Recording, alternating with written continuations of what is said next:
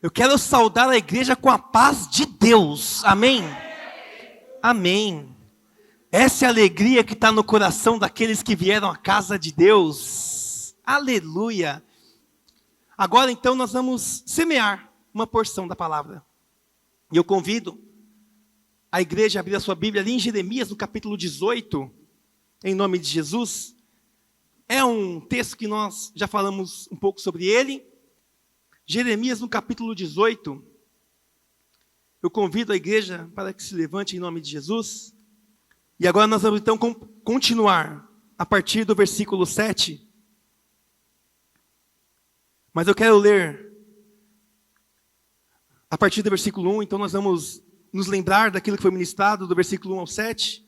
E hoje então nós falaremos do versículo 7 até o versículo 12 em nome de Jesus. Amém?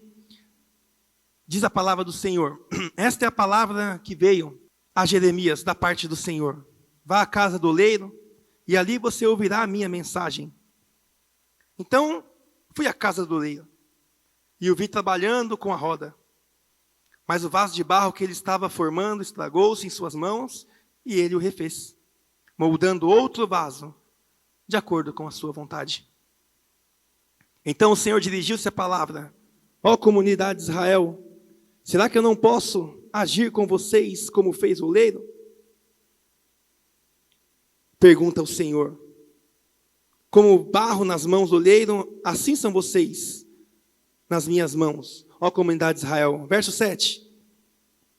Se em algum momento eu decretar que uma nação ou um reino seja arrancado, despedaçado e arruinado, e se essa nação que eu adverti converter-se de sua perversidade, então eu me arrependerei e não trarei sobre ela a desgraça que eu tinha planejado. Versículo 9. E, se noutra ocasião eu decretar que uma nação ou um reino seja edificado e plantado, e se ele fizer o que eu reprovo, e não me obedecer, então me arrependerei do bem que eu pretendia fazer a favor dele. Agora, portanto, diga ao povo de Judá e aos habitantes de Jerusalém: assim diz o Senhor, estou preparando uma desgraça e fazendo um plano contra vocês. Por isso, converta-se cada um do seu mau procedimento e corrija a sua conduta e as suas ações. Mas eles responderão, na verdade, Deus já sabendo qual seria a resposta, eles responderão: não adianta, continuaremos com os nossos próprios planos. Cada um de nós seguirá a rebeldia do seu próprio coração mau. Senhor amado, aqui está exposta a tua palavra, Senhor. Eu quero pedir humildemente que o Senhor venha a revelar a tua vontade acerca deste texto, Pai, e que o teu Espírito possa abrir o entendimento de toda a sua igreja, Senhor Deus. Eu quero repreender todo o mal, todo o cansaço, todo o sono, toda a distração, Senhor, e que cada coração que está aqui, Senhor, inclusive o meu, possa ser como um terreno, Senhor, e esta palavra como uma semente, que ela possa ser jogada, que ela possa germinar, dar frutos, frutos que te alegram, frutos que te agradam, Senhor, e frutos que permaneçam, em nome de Jesus Cristo, amém e amém. Podem se assentar em nome de Jesus. Amém, igreja? Olha só, o texto ele é autoexplicativo, né? Ele deixa uma mensagem muito forte da parte do Senhor. A primeira parte, mais uma vez, Deus mostrando da sua condição de soberano, né?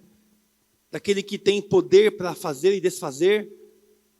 E aí, nesse segundo momento agora, o profeta ele usa a metáfora ainda do oleiro e do barro para explicar como Deus pode moldar e reconfigurar as nações segundo a sua vontade. Deus tem o poder de mudar o destino das nações dependendo das suas atitudes e das suas escolhas. É isso que o Senhor mostra através desse texto. Embora ele seja um texto do Antigo Testamento, Deus mostra a sua como Ele trabalha na vida das pessoas. Deus mostra a forma que Ele trabalha nas nações. E isso é muito importante para os dias de hoje. Sem dúvida. Porque nós vimos do versículo 7 ao versículo 9, ao versículo 8, que Deus afirma que mesmo quando decreta a destruição de uma nação, Ele pode mudar de ideia se houver arrependimento daquela nação. Nós lemos aqui: se em algum momento eu decretar para uma nação, que uma nação ou reino seja arrancado, despedaçado e arruinado, e se essa nação que eu já adverti converter-se da sua perversidade, então eu me arrependerei e não trarei sobre ela desgraça que eu tenha planejado. Olha só, eu até grifei essa palavra na minha Bíblia: conversão. Conversão é estar indo em uma direção e mudar o entendimento, mudar o coração e converter o caminho. Conversão no original grego significa, a palavra original é metanoia, que é justamente isso: mudar de direção, mudar o entendimento, se arrepender. Metanoia, no contexto cristão, é usado para descrever uma transformação espiritual profunda. Uma mudança de vida em resposta à fé. Arrependimento e busca por um novo propósito. Em essência, não é apenas uma mudança de pensamento, mas uma renovação do modo de viver, marcada pelo arrependimento e pela busca de alinhamento com os ensinamentos, com os valores, com a vontade de Deus. É justamente a metanoia que Deus está propondo à nação de Israel. E obviamente, só vai fazer sentido se eu trouxer isso para a minha vida, para a minha nação. Entender como está a minha vida, como está o meu caminho. E se é necessário a conversão, ou se está tudo bem. Até porque no próximo versículo é justamente ao contrário. É uma nação que está fazendo a vontade do Senhor, um povo que está fazendo a vontade do Senhor, uma pessoa que está fazendo a vontade do Senhor, caminhando segundo os seus princípios, mas ela começa a se desviar. Ela começa a mudar o seu caminho. Ela começa a abandonar ao Senhor. Está aqui, versículo 9. E se em outra ocasião eu decretar que uma nação, um reino, seja edificado e plantado, e se ele fizer o que eu reprovo e não me obedecer, então me arrependerei do bem que eu pretendia fazer a favor dele. Então, é um texto que mostra que para a nação cujo Deus é o seu Senhor, para o povo cujo Deus é o seu Senhor, para a igreja cujo Deus e o Senhor Jesus Cristo, obviamente, que é o Deus, é o seu Senhor, existe um caminho, é o caminho da obediência. Se estivermos longe deste caminho, é necessário a conversão. E se estivermos neste caminho, no caminho da obediência, é necessário permanecer nele. Para que as bênçãos do Senhor, para que os planos do Senhor nos alcancem. Nos alcancem. Não há outro caminho, o caminho é o caminho da obediência. Até aqui o Senhor fala das nações. É o poder que Deus tem de abençoar numa nação ou trazer desgraça a uma nação. Agora, uma nação é feita de pessoas. Não é mesmo? Até porque depois o Senhor vem falando especificamente com cada um. Óbvio, porque uma nação ela é feita de pessoas. Então, olha só como o nosso posicionamento, a nossa vida, ela pode influenciar o coletivo? Como o meu posicionamento pode influenciar o coletivo? Como o meu posicionamento pode influenciar a minha igreja, a minha família? Como o meu posicionamento pode influenciar a minha nação? Como a atitude dos governantes podem influenciar a vontade de Deus para aquela nação? A palavra diz, feliz é a nação cujo Deus é o seu Senhor. Deuteronômio no capítulo 28, no versículo 1. O Senhor, ele fala sobre as bênçãos da obediência. E ali no primeiro versículo, diz o seguinte: se vocês obedecerem fielmente ao Senhor, o seu Deus, e seguirem cuidadosamente todos os seus mandamentos que hoje lhes dou, o Senhor, o seu Deus, os colocará muito acima de todas as nações da terra. Todas essas bênçãos virão sobre vocês e os acompanharão, se vocês obedecerem ao Senhor, o seu Deus. Olha só, vocês serão abençoados na cidade, serão abençoados no campo, os filhos do seu ventre serão abençoados, como também as colheitas da sua terra, os bezerros, os cordeiros dos seus rebanhos. A sua cesta, a sua amassadeira serão abençoadas. Vocês serão abençoados em tudo, em tudo, em tudo, em tudo o que fizerem. Amém? Então, as bênçãos do Senhor estão, segundo este texto, condicionadas. A prosperidade de uma nação está condicionada. As bênçãos sobre o povo de Deus está condicionada à obediência, à atenção à sua palavra, à atenção à sua vontade, à atenção aos planos, ao caráter, aos valores de Deus. E todos eles estão registrados na sua palavra. Vamos agora ao versículo número 15.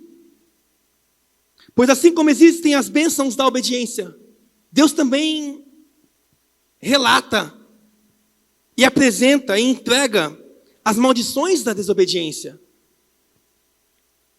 Versículo 15 diz: entretanto, se vocês não obedecerem ao Senhor, o seu Deus, e não seguirem cuidadosamente todos os seus mandamentos e decretos que hoje lhes dou, todas essas maldições cairão sobre vocês e os atingirão. Vocês serão amaldiçoados na cidade, amaldiçoados no campo. A sua cesta e a sua amassadeira serão amaldiçoadas. Os filhos do seu ventre serão amaldiçoados, como também as colheitas da sua terra, os bezerros, os cordeiros dos seus rebanhos. Vocês serão amaldiçoados em tudo o que fizerem. Olha só. Como existe, a condicional. Deus, ele olha, obviamente, a intenção do nosso coração. E é isso que nós vamos ver agora, lá em Jeremias 18, novamente. Como está a intenção do nosso coração?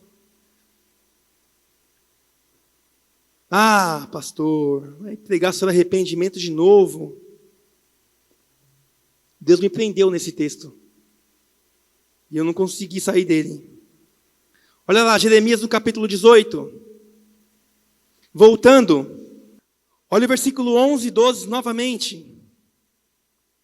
Agora, portanto, ele orientando o profeta Jeremias, diga ao povo de Judá e aos habitantes de Jerusalém, ou seja, diga à minha nação, a nação santa, a nação escolhida.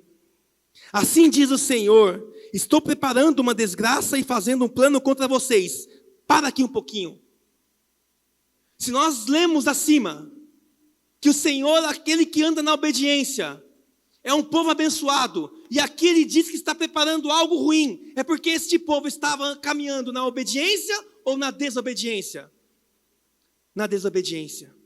E por isso, então, Deus diz aqui que está preparando uma grande tribulação, preparando uma desgraça, fazendo um plano contra aquele povo. Mas ele diz: por isso, converta-se cada um do seu mau procedimento e corrija a sua conduta e as suas ações. Olha só, aqui Deus já trata na singularidade. Aqui Deus não está falando mais com a nação de Israel. Aqui Deus está falando com cada cidadão de Judá, com cada cidadão de Jerusalém. Aqui Deus está falando comigo. Aqui Deus está falando com você. Dizendo: olha, ainda há tempo, porque eu posso mudar o plano.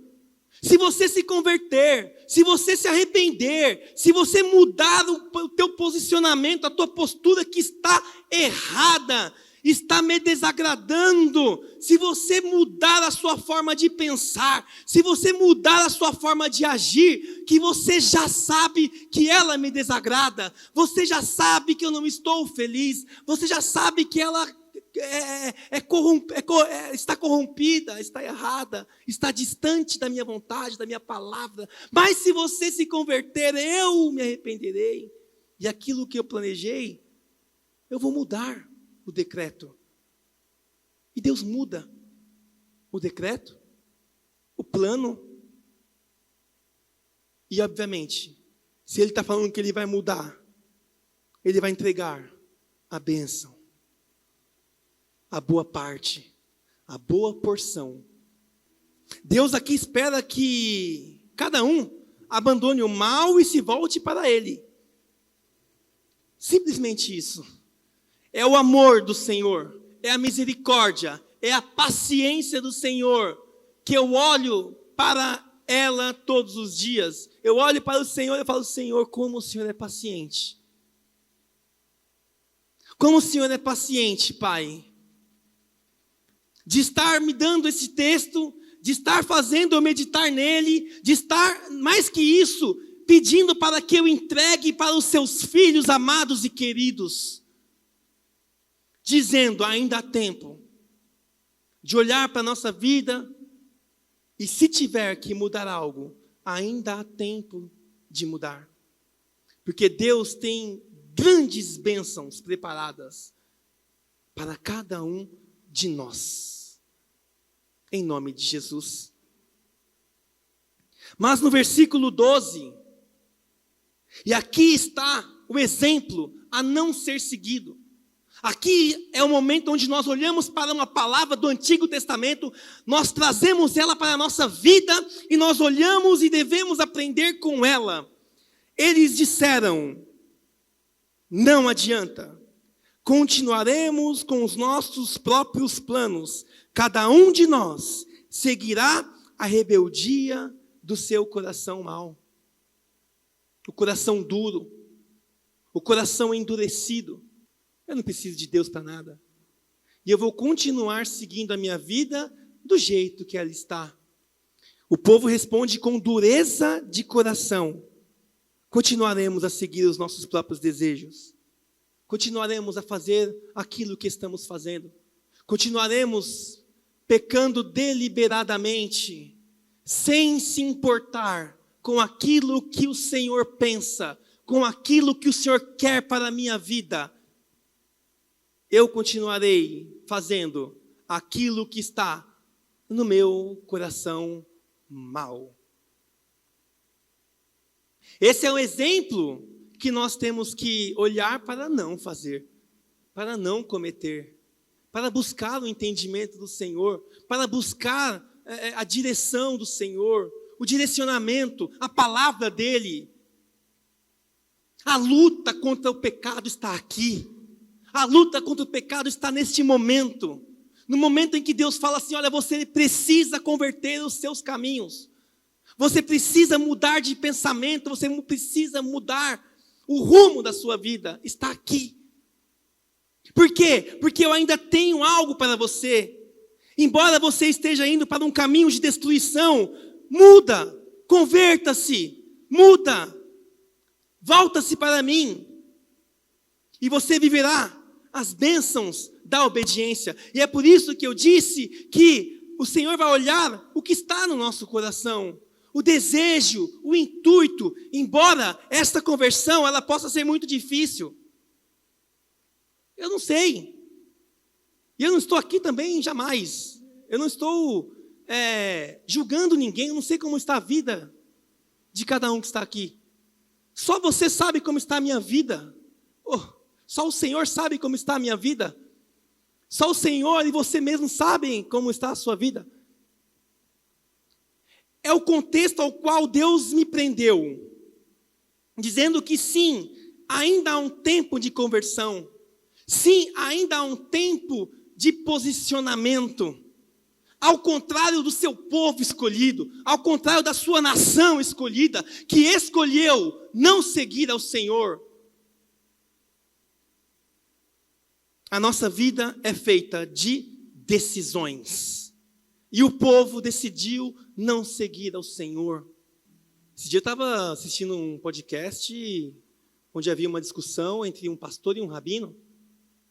E o rabino defendendo a sua tese de que Jesus não era Deus. E argumentando na palavra que Deus jamais, sendo Deus, engravidaria Maria daquela forma. Ora, ao mesmo tempo que ele exaltava o poder de Deus, ele disse que Deus não poderia fazer aquilo. Como assim? Se Deus tem poder para todas as coisas. Mas, questionando a divindade de Jesus, dizendo que Jesus foi um pecador, olha como Deus endureceu o coração desse povo, né? Até os dias de hoje. Agora, nós temos que olhar para a nossa vida. Não podemos olhar para o cisco que está no olho do nosso irmão e não considerar, talvez, o tronco que está dentro dos nossos olhos. É um direcionamento de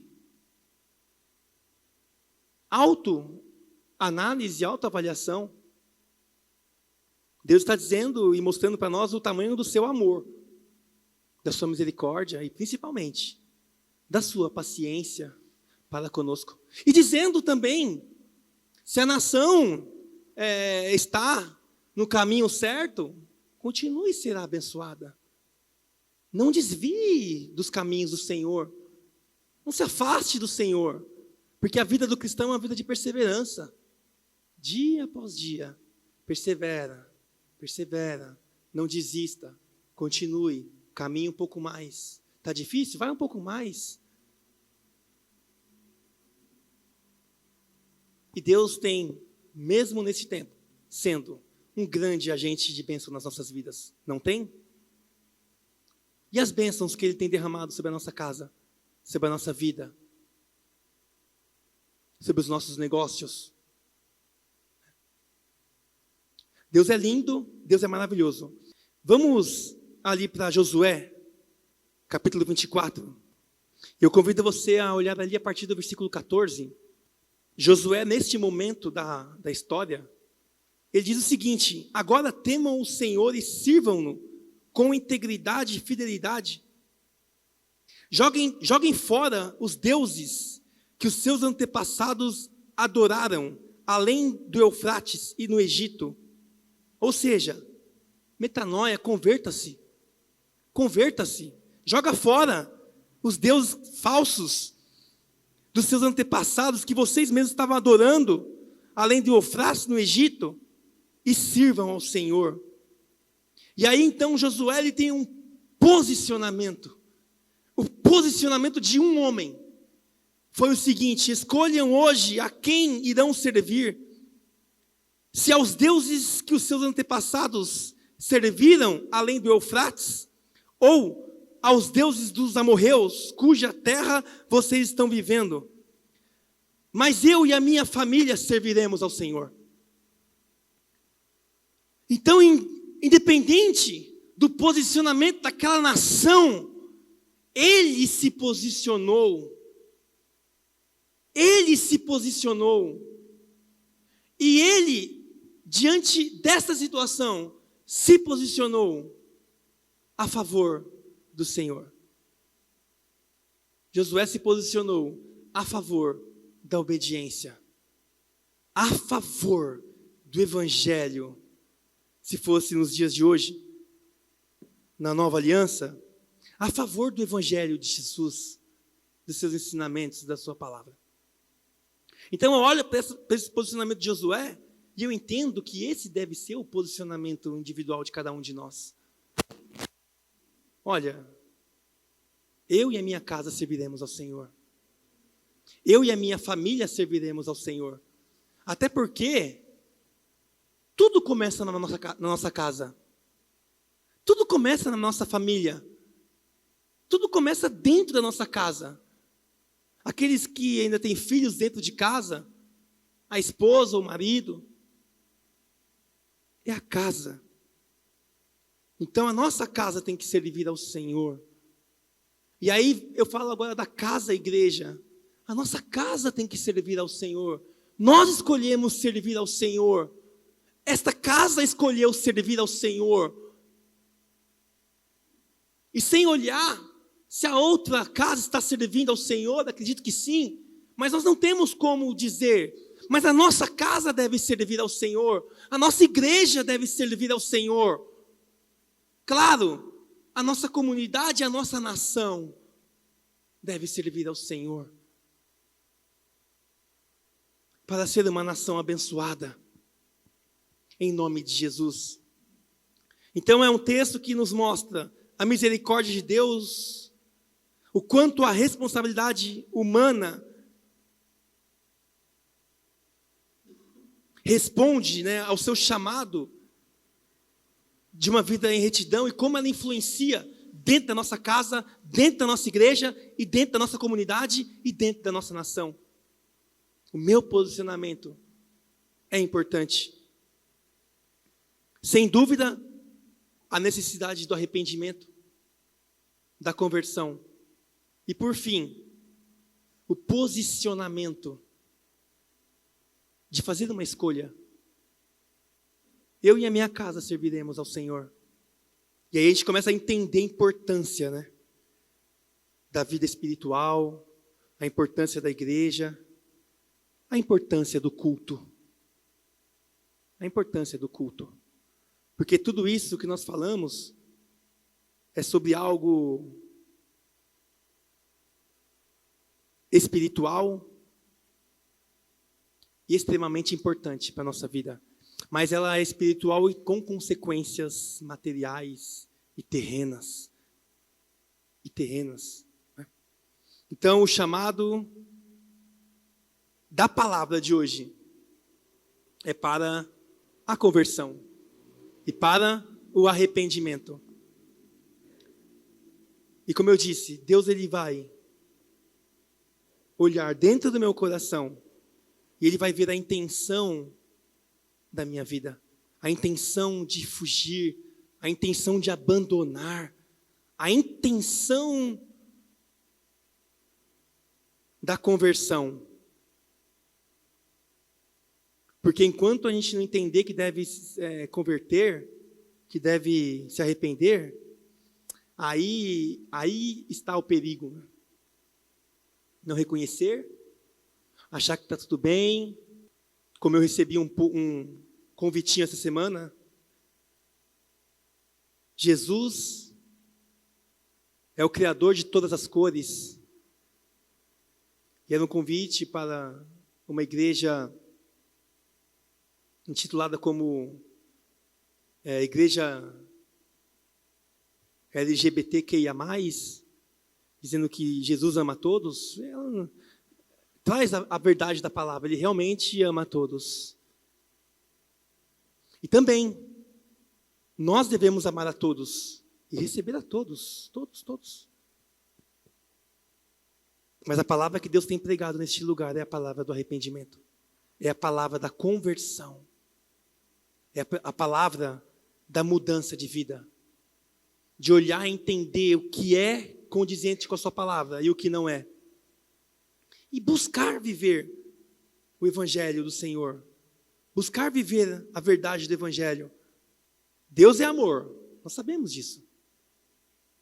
mas ele também é fogo consumidor. E Deus, ele tem o seu caráter. Puro, santo, perfeito. Embora nós não vamos conseguir ser perfeitos, não. Mas nós temos que buscar viver a imagem de Jesus. Buscar ser a semelhança de Cristo. Amém? Então, eu eu decido servir ao Senhor. Com lutas, com dificuldades, tentando matar a carne todos os dias. Mas Deus, ele vai olhar o meu coração. Ele vai ver se eu estou tentando matar a carne mesmo ou se eu não estou tentando matar a carne. Se eu deixei a carne dominar. Se eu já entreguei os pontos, se eu já desisti ou se ainda não. Eu olho, eu confio, eu acredito, eu busco, eu luto. Eu me esforço, eu oro, eu jejuo. Essa foi a porção do Senhor para essa noite em nome de Jesus. Eu quero orar com a igreja. Eu quero pedir para que o próprio Deus possa nos ajudar nesta hora em nome de Jesus. Para que o Espírito Santo de Deus possa guiar os nossos passos, os nossos caminhos. Que essa palavra possa ferver dentro dos nossos corações. Mas no intuito de trazer mudança, com o intuito de trazer posicionamentos, com o intuito de reforçar a nossa esperança em nome de Jesus. Reforçar a nossa esperança, reforçar a nossa perseverança em continuar lutando contra o mal, continuar lutando contra o pecado, continuar lutando por libertação, se for o caso, e não desistir. Não se conformar com o padrão do mundo, não se conformar com o pecado, não se conformar com tudo aquilo que está acontecendo ao nosso redor, com o mundo que nós estamos vivendo. Que Deus nos dê entendimento, que o Senhor nos dê posicionamento como o de Josué, para não falarmos de boca para fora, eu e a minha casa serviremos ao Senhor, mas um posicionamento de prática, um posicionamento de entendimento, de compreensão, de propósito, de entender o que Deus quer, de entender a sua mensagem, de entender a sua palavra, de entender quem nós somos neste lugar, quem nós somos neste reino e qual é o propósito que Deus tem nas nossas vidas. Que possamos entender o tamanho, a magnitude do amor de Deus. Que possamos entender o tamanho e a magnitude da paciência do Senhor. Mas o tempo é chegado. O tempo é hoje. Algo dentro de mim diz que o tempo é chegado. Que nós não sabemos a hora. Mas que os sinais estão aí visíveis. E o Senhor falou, olhem para os sinais. O dia e a hora ninguém sabe, mas os sinais são visíveis. Nós estamos vendo o que está acontecendo. A apostasia. Estão brincando com o Evangelho de Jesus. Se afastando do Senhor. Se afastando da igreja. Se afastando da palavra. As mudanças climáticas, tudo o que está acontecendo no mundo, os sinais, os fatos, eles são visíveis. O tempo é chegado, o tempo é agora, é o tempo do posicionamento, é o tempo do arrependimento, é o tempo de buscar ao Senhor com todo o nosso coração, com toda a nossa alma, com toda a nossa força, com todo o nosso entendimento. É por isso que eu disse, no momento em que estivermos aqui, nós temos que estar aqui e em nenhum outro lugar, porque Deus também está aqui. Nós não podemos perder esta oportunidade de sermos usados pelo Senhor, porque quando nós declaramos, eu e a minha casa serviremos ao Senhor, Deus nos chama a servi-lo, e nós podemos servi-lo neste lugar, nós podemos servi-lo aonde estivermos, nós podemos servir ao Senhor, quando nós ouvimos a sua voz, e quando o Espírito Santo nos conduz, e Ele nos conduz a abraçar o irmão, quando Ele nos conduz a orar por o irmão, quando Ele nos orienta, quando Ele nos entrega uma palavra, nós estamos sendo um instrumento nas mãos do Senhor, porque um dia nós declaramos que serviremos ao Senhor, mas como nós estamos servindo ao Senhor? Como nós estamos servindo ao Senhor? Em que temos tocado? O que nós temos olhado? O que nós temos consumido? O que nós estamos fazendo com a nossa vida? O que nós estamos fazendo? Onde nós estamos entrando? Quais são os negócios? Quais são as conversas? Quais são as atitudes que nós estamos tendo? Nós estamos servindo ao Senhor. O que está no nosso coração? O que tem saído da nossa boca? Qual é a água que tem saído da nossa boca? Qual é o rio que tem jorrado dentro de nós? Venha, Senhor Deus, como uma brisa suave, Senhor. Porque se o Senhor vier, Senhor Deus, com fogo, nós não seremos capazes, Pai, de suportar. Mas eu quero, Senhor, nesta hora, Senhor Deus, pedir perdão a Ti. Quero pedir perdão, Senhor.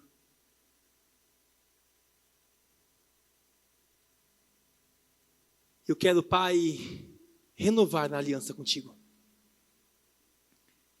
O Senhor me fez lembrar que nós vamos celebrar agora a Santa Ceia, Pai. É o Teu sangue que nós vamos beber. É o sangue que purifica. É o sangue que renova. É o sangue que restaura. É o sangue que limpa. Não importa como nós estamos, o Senhor nos diz que o sangue dele limpa e purifica todo o pecado. E seremos alvos como a neve. Alvos como a neve. Eu quero, Senhor Deus, a renovação da tua aliança, e eu quero receber do teu sangue. O sangue que purifica, que renova, que gera vida aonde não há vida, Pai. Que seja assim, em nome de Jesus Cristo. Amém e amém. Amém, igreja?